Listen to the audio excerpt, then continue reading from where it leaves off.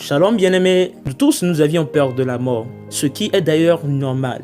Mais imagine une fois arrivé après ta mort au ciel. Les anges t'accueillent, te chantent, célèbrent ton nom et arrivé devant le trône de Dieu, le Seigneur Jésus t'accueille et te félicite, te donne une couronne de vie. Et toutes les 24 vieillards chantent à ton honneur car tu viens d'arriver. Tu es arrivé comme un prince, une princesse. Voyez que c'est beau, c'est bien. Et tout le monde rêve de cela. Donc mon frère, ma soeur, j'aimerais te dire, la crainte de la mort charnelle n'est pas le problème. Le problème, c'est où passeras-tu ton éternité. Si vraiment tu as l'assurance de ton salut, tu peux dire comme l'apôtre Paul dans Philippiens 1, verset 21, « Car Christ est ma vie et la mort m'est un gain. » Le salut de l'âme est prioritaire. C'est la chose la plus importante dans la vie. Et comment avoir le salut de Dieu? Le salut de Dieu s'obtient par le moyen de la foi. Éphésiens 2, le verset 8 à 9.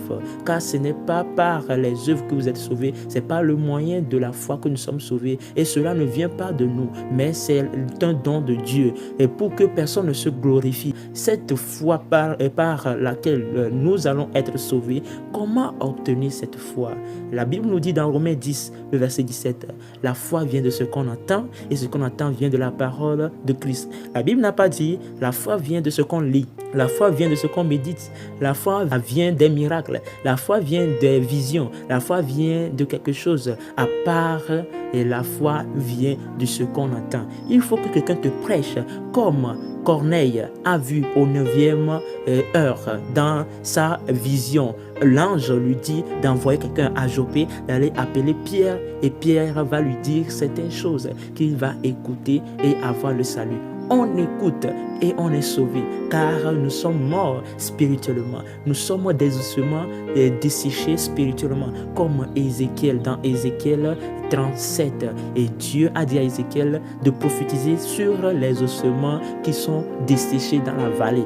Et Ézéchiel a prononcé ces paroles que l'Éternel l'a dit d'avance. Et il les a prononcées sur les ossements. Et les ossements ont trouvé la vie. C'est de même pour toi, pécheur, qui est mort spirituellement, que un homme qui est sauvé te prêche la parole qui vient de Christ, la parole qui vient de Dieu, pour que tu aies le salut de ton âme. C'est très facile. C'est pourquoi la parole de Dieu dit, mon joug est léger et si tu viens avec tes fardeaux, je vais te donner du repos. Et mon repos, c'est le repos de ton âme.